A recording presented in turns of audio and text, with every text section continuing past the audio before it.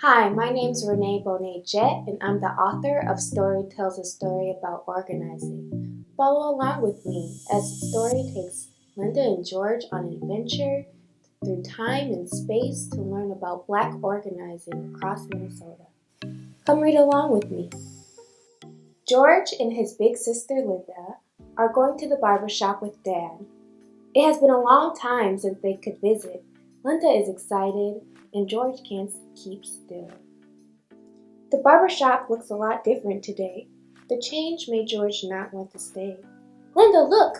The windows are covered, George says with his eyes real big. Linda didn't want George to worry. George, it's all right. I bet the inside will look just right, Linda says and holds his hand. George's eyes don't look so big anymore. Linda was right. Inside the barbershop, things look the same. George even saw a cool picture frame. Look, my name is there on that wall, says George, pointing to the sign that reads, Justice for George. Dad nods and said, That's right, son. That sign there is special. It's there to show this place is organizing for justice. Do you two remember what that means? I do. It means standing up for what is fair, Linda says excitedly. Dad looks at Linda and smiles. That's right, kiddo. This place has been organizing for a long time. It is really important. George was still confused about the word organizing. He looks at Linda and says, I don't get it, Linda. What does organizing look like? All of a sudden someone yells, Hey, over here! I bet I can explain it crystal clear. George and Linda look up and see a painting talking to them. Wow, the painting is alive, says Linda with great surprise. Hi, my name's Dory, the painting says with a smile. You're just a painting. What could you know? George doesn't think Story has anything cool to show them. Story nods and says, I may be a painting, but I know many spots where people have been organizing around the clock. Will you show us, please? Linda begs. Story smiles at the siblings and nods. All of a sudden, something magical happens, and the walls start to spin. Linda and George know an adventure is coming. Are we still in a barbershop? Linda asks quietly. Yes, but we traveled back in time, dear. You see, 1860 is the year, Story whispers. But how did they organize? Asks George. We're so far in the past. Not every Black person used to be able to live freely. The people in this barbershop organized to help Black people escape to freedom discreetly, Story says to the siblings. Story really does know what organizing looks like. Let's look at more organizing, says Story, and everything starts spinning again.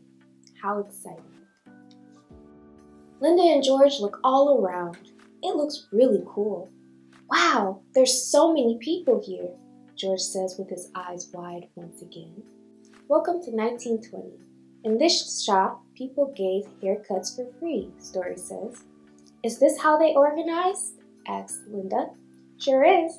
Not everyone had money for a trim, so this shop organized by giving free haircuts to her, him, and him. George smiles and Linda says, I like this very much. Now, let's look at more organizing, Story says, and everything starts spinning again. I wonder what we'll see next. Welcome, my friends, to 1960, where the city here sure is busy, Story says with a wink. How are they organizing? Asks George. The good folks here are all going to march. In just a moment, it all will start, Story says, then gives Linda and George signs. We can join too, the siblings ask with excitement. That's right, my friend. We've seen others organize again and again. Now it's our turn to join it all. We'll stand for justice and we'll stand tall. That's what these people are marching for, and we can join them with signs galore, Story shouts. Standing hands in hand, they're ready to see what organizing really can be. Walking down the street with their signs held high, Linda says, I feel proud of my people and loved in this crowd. George nodded. Linda dear, I'm so glad you feel proud. Now I want to show you other kids in the crowd, Story says, then pulls out a picture with no color. These young people know how to organize too. They stand for justice through and through, says Story. Okay, Story, but what about now? Are there kids still marching? Are we allowed? Asked George. Story pulls out another picture and says, this one is new. It has lots of color and kids like you. Kids are still organizing and they have lots to say. When we go back, I hope you share what you learned today, Story says. We're leaving now? Linda asked sadly. Yes, this adventure is over, but don't worry, friend. Your story doesn't end here. It has yet to begin, Story answers. Then everything starts spinning one last time. The kids have returned to their barbershop. Dad sees them and asks, where have you been? Oh, Dad, we've been on an adventure. We learned about organizing and saw all kinds of strong people, George says. That sounds great, kiddo. How about telling the whole shop what you saw, Dad says with a smile. While the siblings are getting their hair done, they explain organizing to everyone. Linda says proudly, we saw folks organizing in big and small crowds. Even kids like us can do organizing. Then George stands up and asks, Mr. Barber, is there organizing here we can do? Mr. Barber nods and says, oh yes, that's something we'd love to see. It's great you are standing up for your community. How about tomorrow we do something fun? We'll give free haircuts to everyone. Linda and George were proud to know they had the power to organize. Linda and George looked at Story. Thank you, friend, for this most amazing day. I can't wait to see what you kids grow up to do. Good luck with organizing. Good luck to you, Story says with a farewell wink.